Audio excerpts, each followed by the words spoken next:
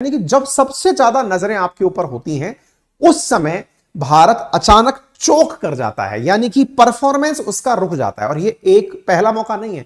2013 के बाद से चाहे T20 हो, चाहे 50-50 हो, चाहे कोई बहुत बड़ी मैच सुपर लीग मैच हो जहां पर ध्यान लोगों का है, वहां पर हम नौवां मौका है, हम सेमीफाइनल या फाइनल तक पहुंच करके खिताब को हार जाते हैं। अब इसके पीछे का जो बहुत बड़ा साइंटिफिक कारण है उसके पीछे कहा गया है फियर ऑफ फेल्योर। हारने का जो डर है ना, हमें, हम हार गए तो क्या होगा, उसकी कल्पना जो पहले से करने लगते हैं, वह कारण बनता है भारत की बहुत बड़ी हार का। बाय द वे, मैं भारत की हार का विश्लेषण करूं उससे पहले आपको एक बात बता दूं कि दुनिया में केवल भारत ऐसा देश नहीं है। दुनिया में बहुत से ऐसे देश हैं जो फियर ऑफ फेल्योर के कारण आज तक अपने आप से संघर्ष ही कर रहे हैं। उनमें से एक देश है इंग्लैंड। इंग्लैंड की टीम 1966 में सिर्फ एक बार फुटबॉल का वर्ल्ड कप जीत पाई है। 1966 से 10 बार नॉकआउट स्टेज में जाकर हार जाती है। यानी कि वो ये सोच करके कि अब मेरा ये वाला अटेम्प्ट मुझे क्वालिफाई करा देगा, वहां जाकर के वो हार जाते हैं। केवल इंग्लैंड ही नहीं, इसके साथ साथ ब्राजील भी उन देशों में शामिल है जो 5 बार फीफा वर्ल्ड कप का खिताब जीता, लेकिन 2002 के बाद से एक भी टाइटल नहीं जीता, चोक कर जाता है, चोकर्स कहा गया है। ऐसे साउथ अफ्रीका की क्रिकेट टीम को भी आप देखें तो यह माना जाता है कि वो सेमीफाइनल नहीं जीत पाती है, वो वही जाकर के अटक जाती है।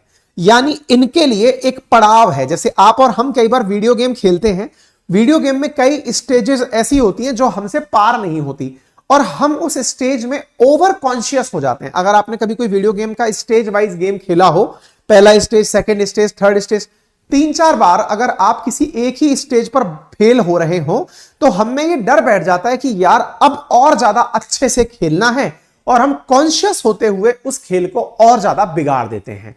भारत के साथ भी कुछ ऐसा ही हुआ। क्या हुआ कि हम अपनी इस हार के अगर 4 बड़े कारण खोजें तो उसमें पहला कारण है, सबसे पहले हमें हारने का ही डर था। हम जीतना चाहते तो हैं, लेकिन मन में डर है कि कहीं हार गए तो क्या होगा, लोग क्या कहेंगे, और हार गए तो फिर कितनी शर्मिंदगी उठानी पड़ेगी, और लोगों की उम्मीद पर अगर हम खरा नहीं उतरे तो क्या होगा। पता है, ये जो कारण है ना, फियर ऑफ फेल्योर, ये उन बच्चों पर भी बहुत ज्यादा वैलिड है जो विभिन्न प्रतियोगी परीक्षाओं की तैयारी कर रहे हैं। नीट की, जेई की, पीसीएस की, आईएएस की या फिर एसएससी की, जिस भी प्रकार की परीक्षाओं की तैयारी कर रहे हैं, वो अगर पहले अटेम्प्ट में पास नहीं हो पाते, दूसरे अटेम्प्ट में पास नहीं हो पाते, तो थर्ड अटेम्प्ट से उन्हें ऐसा लगने लगता है कि जो अब तक नहीं हुआ वो कैसे होगा, और वो फिर एग्जाम की चुनौती से नहीं लड़ रहे होते, फिर वो अपने आप की चुनौती से लड़ रहे होते हैं कि यार मेरा क्या होगा। बार बार उन्हें यह याद आ रहा होता है, उन्हें ऐसे शगुन दिखाई देने लगते हैं, लास्ट टाइम भी ऐसा हुआ था तब रह गए थे हम, फलाने समय भी ऐसा हुआ था तब रह गए थे हम। कुछ इस प्रकार की चीजों पे ध्यान देने लगते हैं हम, जिन्हें हम ये मान सकते हैं अपशगुन, कि यार ऐसा हो गया था इसलिए हम हार गए, इसलिए हम फेल हो गए। और आपको मैं बता दूं, आपने कोटा के केस में मैंने एक बहुत अच्छा वीडियो बनाया था, कभी मौका मिले तो देखिएगा, अंकित इंस्पायर इंडिया पे। मैंने उसमें यही मेंशन किया था, कोटा में जो नए बच्चे जाते हैं पढ़ने के लिए, जो 10th के बाद पहली बार घर से बाहर निकले हैं, उनको सबसे ज्यादा डर सताता है ना, वो यही फियर ऑफ फेल्योर है। आज चाहे हमारी क्रिकेट टीम हो या फिर जो भी जिसके ऊपर लोगों की नजरें टिकी हैं, उनके ऊपर परफॉर्मेंस बिगाड़ने का जो सबसे बड़ा कारण होता है वो फियर ऑफ फेल्योर होता है। और आपको पता है, हालांकि हमारी क्रिकेट टीम तो ऐसा नहीं कर सकती थी, लेकिन विद्यार्थी जीवन में आप इससे एक लेसन ले सकते हैं। मैं अक्सर जिन बच्चों को यह कहा जाता है कि सर हमारे पेरेंट्स की बड़ी उम्मीदें हैं कि हम पास होंगे कि नहीं होंगे, अगर हम फेल हो गए तो घर वाले क्या कहेंगे, मैं उन्हें रिवर्स ट्रेनिंग देता हूं और उन्हें यह कहता हूं कि बेटा आप एक काम करिएगा, घर वालों से कहिए अभी से ही उल्टा कहना शुरू कर दो, हमारी तो पढ़ाई नहीं चल रही है, इस बार तो पेपर ही बिगड़ गया है। आपने बहुत बार कुछ बच्चों को देखा होगा जो हमेशा यही कहते हैं, हमारी तैयारी अच्छी नहीं है, हमारी पढ़ाई अच्छी नहीं चल रही है। पता है वो क्या कर रहे होते हैं, वो अपने ऊपर से फियर ऑफ फेल्योर को हटा रहे होते हैं, क्योंकि उन्होंने इतना फेल्योर देख लिया है कि उन्हें लगता है कि यार अगर गलती से हम इसमें परफॉर्म नहीं कर पाए तो दुनिया वाले हंसेंगे हम पर। इसलिए वो कहना पहले से शुरू कर देते हैं, पेपर बिगड़ गया यार, हमारा तो सब कुछ बिगड़ गया यार, हमारी तो पढ़ाई नहीं हो रही यार, हमारे तो डिस्टर्बेंस ही बहुत आ रहा है। संभवतया यह वो एक टोटका है जो काम आ सकता है उन विद्यार्थियों के जिनके ऊपर बहुत सारे लोगों का एक्सपेक्टेशन वाला प्रेशर होता है ना। तो खिलाड़ी भी इस बात से नहीं बच पाए, क्योंकि इंडिया ने रिकॉर्ड तोड़ते हुए लाइव रिकॉर्डिंग का रिकॉर्ड बना दिया है। हमने शायद 7 करोड़ के आसपास लाइव रिकॉर्ड पे हम देख रहे थे इन लोगों को, है ना। तो खैर, इन्होंने हार का कारण बनाया। इसमें लोगों ने ऑब्जर्वेशन किया कि टॉस के वक्त रोहित ने डिफेंसिव माइंडसेट अपना लिया था। जैसे ही उन्होंने कहा कि आप टॉस हार गए हैं, बैटिंग आपने करनी है, तो अब आपको बैटिंग के लिए ऑस्ट्रेलिया ने कहा, तो वो बोलते हैं कि मैं अगर जीतता तो भी मैं बैटिंग ही पहले करता। तो कहते हैं कि ये इनका डिफेंसिव माइंडसेट था।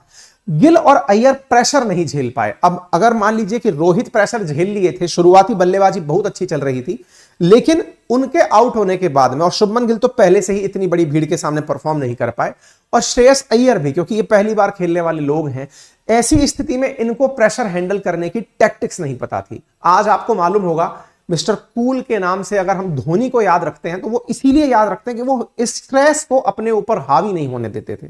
और अक्सर आज तक उनके ऊपर जितनी भी केस स्टडीज हुई हैं, जो उनके बारे में कुछ चीजें जानने का लोग प्रयास करते हैं, वो यही कहते हैं कि कैसे स्ट्रेस को हैंडल किया जाए। तो धोनी का कूल माइंड सेट ये बहुत सारी इंस्टीट्यूशंस में, बहुत सारी ट्रेनिंग एकेडमी में डिस्कस किया जाता है कि प्रेशर सिचुएशंस को कैसे हैंडल करना है, ठीक है, और प्रेशर में आकर के मतलब कैसे अपने आप को बचाना है। ऑस्ट्रेलिया के लिए ये फियर ऑफ फेल्योर उनकी ताकत बन गया। क्या शुरुआत में ही वो 2 मैच हार गए थे, तो जो टीम हार जाती है ना, उसको तो लोग यही मान रहे होते हैं कि ये फिर हार जाएंगे, तो उन पर इतना परफॉर्मेंस का प्रेशर नहीं होता। इंडिया लगातार विजय रथ लेकर चल रही थी और इतने अच्छे अच्छे स्कोर से जीत रही थी। ऑल टाइम बेहतरीन विकेट्स लिए जा रहे हैं, बेहतरीन रन बनाए जा रहे हैं, तो इंडिया के ऊपर एक्सपेक्टेशंस का ग्राउंड बहुत ज्यादा हावी हो गया था। आप ऐसे सोचिए, लोग तो ये तक कहने लग गए थे कि इंडिया इस बार जैसे ही मैच जीतेगी, मोदी जी स्टेडियम में रहेंगे, वो जाकर के वहां पर सीधा भाषण देंगे कि मेरे प्यारे भारत भाइयों बहनों,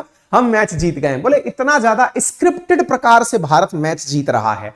लोगों ने यह तक कहना शुरू कर दिया था कि बीसीसीआई के अंदर जय शाह की जो पोजीशन है, संभवतः मैच ही स्क्रिप्टेड हो गए हैं। इंडिया इतने मैच जीत रहा है और इस तरह से जीत रहा है। मतलब हर भाई वही बात है ना, लोगों का काम है कहना, कुछ तो लोग कहेंगे, तो वो कहने पर ही भारत के ऊपर जीतने का कि बेटा तुम तो जीतोगे ही, ये बिल्कुल वैसे है जैसे आप अगर 10th में बहुत अच्छा नंबर पा गए, 12th में आप बहुत अच्छा नंबर पा गए, मेरिटोरियस हो गए आप, तो आपके ऊपर ये मान लिया जाता है कि अरे तुम तो बेटा जेई का एग्जाम यूं ही निकाल जाओगे, तुम तो नीट का एग्जाम यूं ही निकाल जाओगे, तुम तो आईएएस बने रखे हो।